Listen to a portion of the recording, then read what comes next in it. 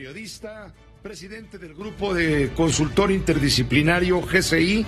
Es una firma especializada desde hace muchos años en temas de estrategia política. El maestro Zárate es colaborador todos los jueves en el periódico El Universal, imperdible su columna Los usos del poder, a quien saludo con el afecto de siempre para comentarle la importancia que tiene la Secretaría de Gobernación en este gobierno de la Cuarta Transformación y lo que implica la salida el cambio pues de Olga Sánchez Cordero, la ministra en retiro, para ocuparse de la presidencia del Senado de la República seguramente, y la llegada del gobernador de Tabasco, paisanazo del presidente de la República, al cargo de la Secretaría de Gobernación, una secretaría que ha sido clave, por la que han cruzado aves que son hábiles, aptas en los temas, desde luego, de la política profunda, gente de la estatura de don Jesús Reyes Heroles, de Mario Moya Palencia, gente con sabiduría y colmillo como Enrique Olivares Santana, o duros, muy duros, como Manuel Bartlett, hoy titular de la Comisión Federal de Electricidad. ¿Cuál es tu opinión, Alfonso Zárate, ante esta noticia? Hola, Pepe, buenas noches. Bueno, yo creo que apuntas algo muy interesante. En el sistema político mexicano, digamos, de la posrevolución, en los primeros años, de 1920 a 1940, prevalecieron los militares. Y eso significó, entre otras cosas, que del gabinete, la secretaría que detentaba el mayor poder era la Secretaría de Guerra y Marina. Pero a partir de 1946, el que era secretario de Gobernación, Miguel Alemán Valdés, llegó a la presidencia de la República, y desde entonces hasta 1976, todos los secretarios de Gobernación fueron presidentes, con excepción de Adolfo López Mateos, que era secretario de Trabajo y Previsión Social.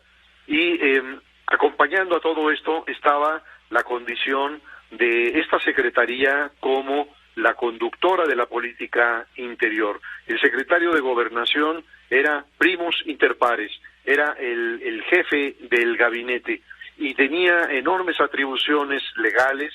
Entre otras, era el que conducía la relación del Ejecutivo con los otros poderes, con el Legislativo, con el Judicial, que en ese tiempo eran absolutamente subordinados, pero al mismo tiempo también definía la política de comunicación social.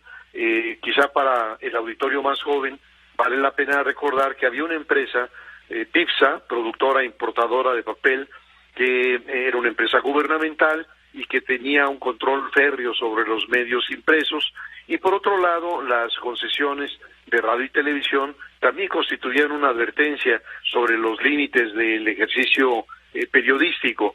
No solo eso, los secretarios de Gobernación le daban línea a los que se llamaban jefes del control político, hoy se llaman coordinadores de grupos parlamentarios, pero tenía también una enorme ascendencia sobre los gobernadores, es decir, que llegaba incluso a convocar, a llamar a un gobernador y a obligarlo a solicitar su licencia. Y adicionalmente, Pepe, pues dependían de Gobernación los dos organismos de inteligencia civil del Estado mexicano, la Dirección Federal de Seguridad y la Dirección de Investigaciones Políticas y Sociales. ¿Qué ocurre en años recientes? Que empieza un poco a desdibujarse este enorme poder de Gobernación, y los sucesores del presidente surgen ya de otro ministerio, de la Secretaría de Programación y Presupuesto, por ejemplo, y desde luego ya con la alternancia esto se modifica sustancialmente.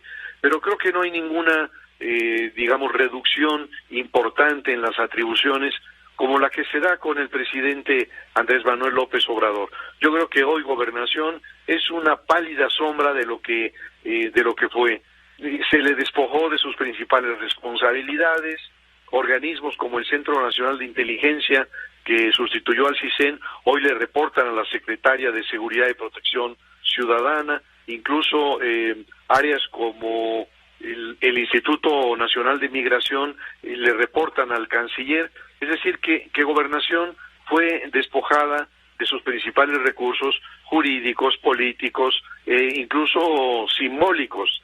Así que lo que tuvimos con Olga Sánchez Cordero fue pues una secretaría muy venida a menos, muy disminuida, y en esa medida creo que su salida para el Senado de la República pues no deja un gran hueco, sino que ese hueco ya estaba, Pepe, y bueno, el nuevo titular de Gobernación creo que no va a ser, como no lo fue Olga, el jefe del gabinete, sino será uno más, ciertamente muy cercano, muy próximo al presidente, entre otras cosas porque los dos tienen antecedentes similares, los dos fueron priistas, los dos son tabasqueños, los dos se apellidan López, hay una relación muy próxima, pero yo creo que la gobernación que conocimos tú y yo y muchos otros de nuestra generación no existe más.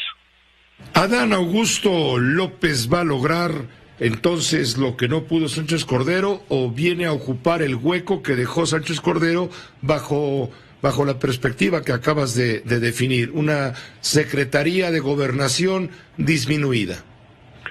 Yo creo que no va a ocupar esa posición relevante que caracterizó a los otros secretarios de Gobernación por dos razones principales.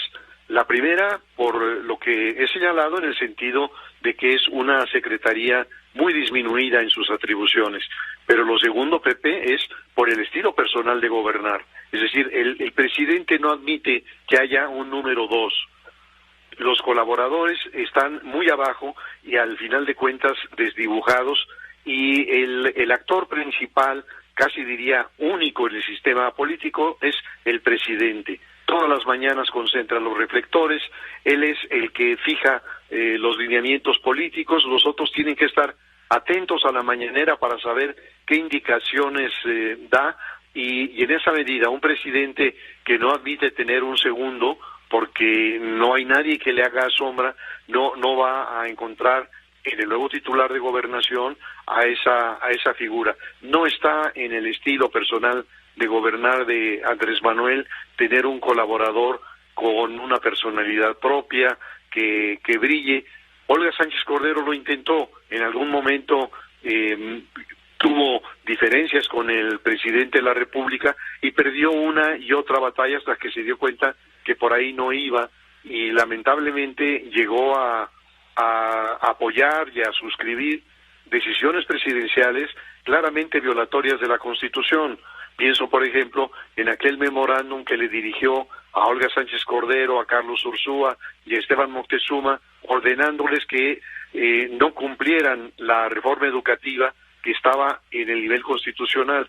Entonces, siento que un presidente que concentra tanto el poder no va a permitir que haya ningún secretario de Estado que no cumpla con lo que ha sido su línea, que es convocar no en función de trayectorias, de peso político, de experiencia, sino del ingrediente de lealtad ciega. Va a ser mucho más útil para la Cuarta Transformación la presencia de Olga Sánchez Cordero en la presidencia de la mesa directiva del Senado en este año, y lo que va de este año hasta el siguiente, porque su cargo de presidente de la mesa directiva del Senado dura un año. El año entrante será un hombre y después una mujer. Seguramente a ella no le convendría ser la presidenta de la mesa en el último año, cuando vienen ya todos los procesos de elección, etcétera, y además queda cortado ese año por el proceso del cambio en el Senado de la República. Creo que queda muy claro. Una última pregunta, te pido una muy breve respuesta. Adán Augusto López Hernández, ¿es otra corcholata? ¿Se coloca en la línea de sucesión? Yo pienso que el propio cargo, cualquiera que ocupa la Secretaría de Gobernación, se mete al tema sucesorio. Digamos, sería a lo mejor un plan C, pero sigo teniendo la convicción de que la candidata in pectore es Claudia Sheinbaum y que el plan B es Marcelo Ebrard, y ahora tendrá quizá en Adán un plan C.